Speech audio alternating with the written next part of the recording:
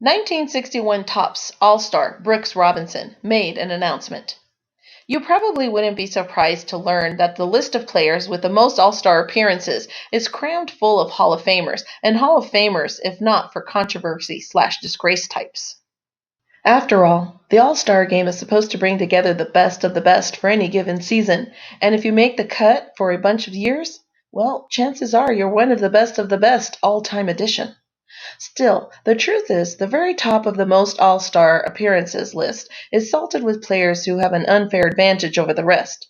Namely, Major League Baseball put together two All-Star games each summer from 1959 through 1962. It's no coincidence that all four guys with 20-plus All-Star appearances went 8 for 8 during that stretch.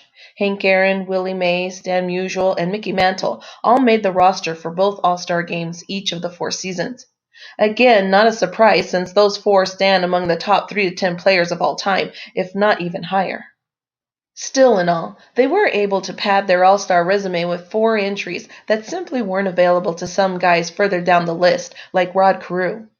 But while Aaron, Mays, Musial, and Mantle were already well-established All-Star veterans by 1959, the extra games gave emerging stars a chance to jump into the Midsummer Classic fray with a jump start. One guy who took good advantage, if not full advantage of that opportunity, was Baltimore Orioles third baseman Brooks Robinson. Robinson broke with the O's in 1955 at just 18 years of age, then spent the better parts of 2 seasons with spotty appearances before finally exhausting his rookie status in 1957. It would be another 2 seasons before he got his batting average above 240, jumping up to 248 in 1959. And then in 1960 it clicked. 294, 14 home runs, 88 RBI, and stellar defense that led to B. Robbie's first Gold Glove. Oh, and his first 2 All-Star appearances. With the Orioles pushing into contention at 89 and 63, good enough for second place in the American League behind Mantle's New York Yankees, it all added up to a third-place showing in the American League MVP ballot for Robinson. Suddenly a hot name in the game, Brooks was a prime target for collectors that spring, and Topps obliged by adding a bonus Robinson Paceboard to go along with his base issue. There, for the first time, Robinson appeared on a Topps All-Star card.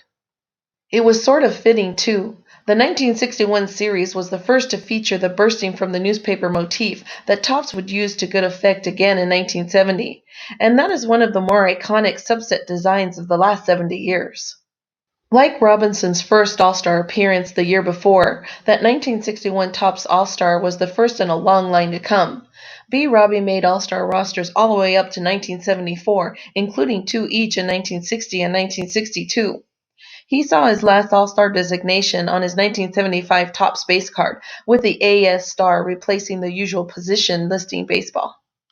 Today, that 1961 All-Star rookie card holds a steady place in the hobby firmament, with copies graded as PSA 8 selling for more than $100 and PSA 9 pushing $300. If you're ever lucky enough to find one graded in perfect 10, you'd undoubtedly be looking at a strong 4-figure price tag. Lofty territory, to be sure, but what else would you expect from a card that announced the birth of a legend?